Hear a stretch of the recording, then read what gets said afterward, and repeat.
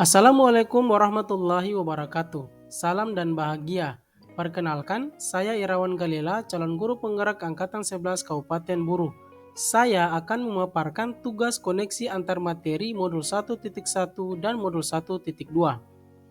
Koneksi antar materi ini menggunakan model refleksi 4P yang terdiri dari peristiwa, perasaan, pembelajaran, dan penerapan ke depan atau rencana.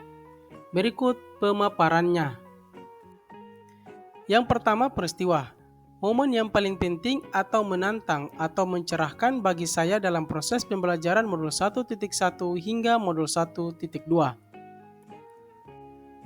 Momen yang paling penting atau menantang atau mencerahkan bagi saya dalam proses pembelajaran modul 1.1 adalah yang pertama, pendidikan yang menghamba kepada murid, yang memiliki arti guru harus melayani kebutuhan murid, mendengarkan aspirasi dan pendapat mereka, serta menciptakan lingkungan yang kondusif untuk belajar.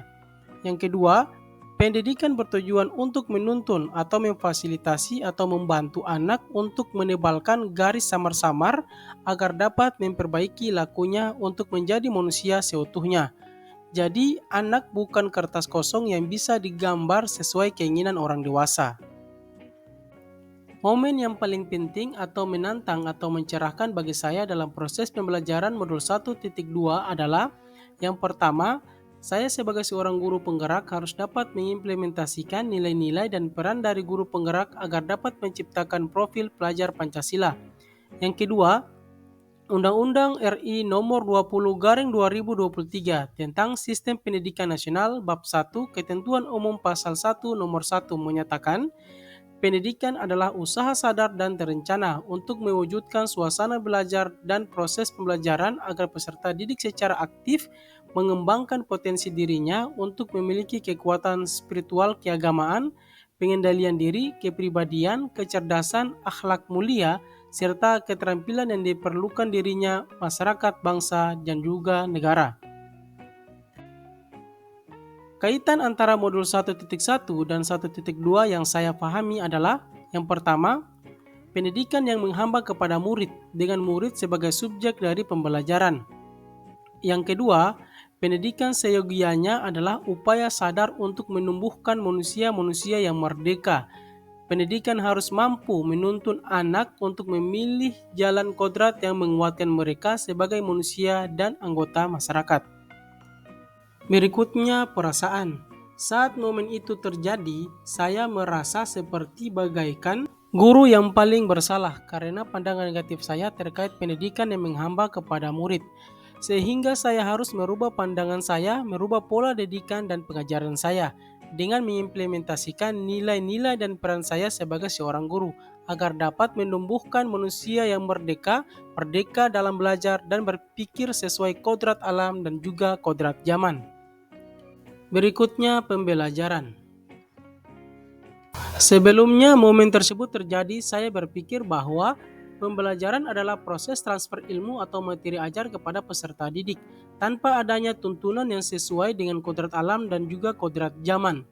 Karena bagi saya, keterselesaikan materi ajar lebih utama sehingga minat dan bakat dari peserta didik terabaikan.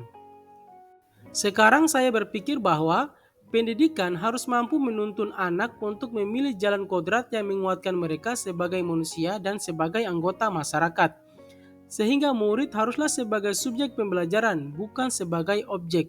Dan peran guru sebagai fasilitator harus dapat mengaplikasikan nilai-nilai dan peran sebagai seorang guru yang sesuai dengan kodrat alam dan juga kodrat zaman dengan baik, untuk dapat menuntun segala kodrat yang ada pada anak-anak, agar mereka dapat mencapai keselamatan dan kebahagiaan yang setinggi-tingginya, baik sebagai manusia maupun sebagai anggota masyarakat. Dan yang terakhir, penerapan ke depan atau rencana. Apa pengembangan diri yang sederhana, konkret, dan rutin yang dapat saya lakukan sendiri dari sekarang untuk membantu menguatkan nilai-nilai dan peran saya sebagai guru penggerak? Pengembangan diri yang sederhana, konkret, dan rutin yang dapat saya lakukan sendiri dari sekarang untuk membantu menguatkan nilai-nilai dan peran saya sebagai guru penggerak yaitu saya akan merubah pola pengajaran saya serta pola pikir terkait pendidikan yang menghamba kepada anak. dengan melayani kebutuhan murid, mendengarkan aspirasi dan pendapat mereka, serta menciptakan lingkungan belajar yang kondusif dan menjadikan peserta didik sebagai subjek pembelajaran, serta mendesain pembelajaran yang sesuai dengan kodrat alam dan juga kodrat zaman, yang mendukung minat dan bakat peserta didik. Dan juga saya akan melakukan pengembangan diri secara konsisten, menumbuhkan kesadaran diri dengan berpegang pada nilai-nilai dan peran dari guru penggerak. Demikian pemaparan saya terkait koneksi antar materi modul 1.1 dan modul 1.2. Terima kasih. Wassalamualaikum warahmatullahi wabarakatuh. Salam dan bahagia.